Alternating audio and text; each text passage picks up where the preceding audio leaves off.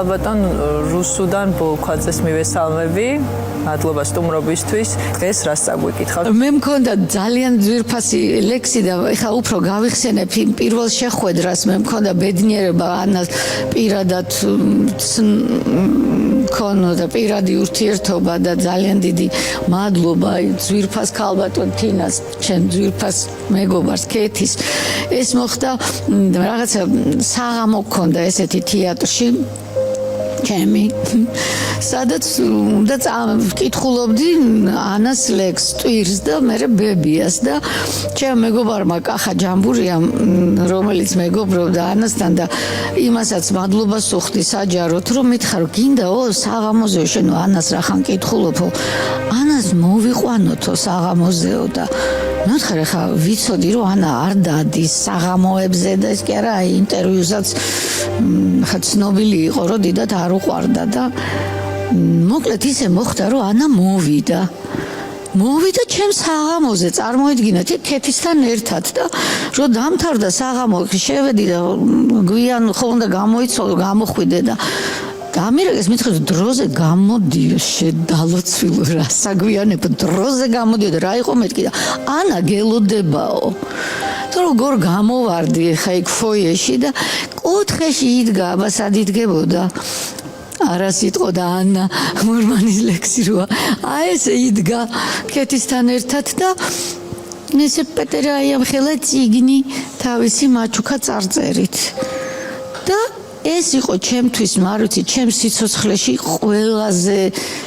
ბედნიერი მე მგონი ერთ-ერთი დღე და მე იმ წელს ახალი წელი გაისმა ზარი ტელეფონის და გამარჯობათ ქალბატონ რუსიკოს თხოვეთ თუ შეიძლება მე ანა კალანდაძე ვარ ვიფიქრე ვიღაცა მაშაყირებს როგორც იტყვიან და ეხლა დავიწყე ფიქრი რომ ვინ არის ეყოფა ეხა მე ვთხარი არა აღმოჩნდა რომ ანა იყო ახალი წელი მომილოცა ხო და ну აი მე დაიწყო ეს ჩვენი რაღაცნაირი ესეთი უთქმელი მეგობრობა დღეს რას წაგვიკითხავთ? ვაშინგტონში ვიყავით და იქ მათთვის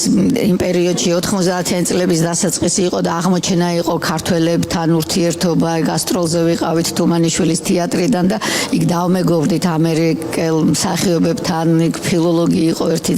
საინტერესო ქალი და ძალიან მაინტერესებს როგორ ჟღერსო ქართული ენაო და აი რამე წაიკითხეო და მე აი ეს ლექსი წავიკითხე მზე ოკეანით ამოვა მძიმედ გავწყინდებიან შორეული ზღაპრული მთები თავს მოვიკაზმავ სირაქლემას ლამაზი ფრთებით ხელზე შევიბავ ბრჭყვიალა მძივებს ჩემი საქმე რომ ნაზი გრძნობის აღსანიშნავად არ მიძღვნის ბეჭედს ცისფერთლიანს აბრეშუმს ცისფერს ჩემი საქმე რომ ნაზი გრძნობის აღსანიშნავად არ მიძღვნის ბეჭედს ძვირფას თვლიანს აბრეშუმს ცისფერს ის დამილოცავს გზღვას და ხმელეთს შორეულ ცის ქვეშ თუ დავღონდები მოიწოვენ 100 წლის შამანს ელზე შევიბავ სულ უბრალო ბრჭყვიალა მძივებს არ მინდა ოქროს სამკაული ძვირფასი თვლებით თავს მოვიკაზმავ სირაქლემას ლამაზი ფრთებით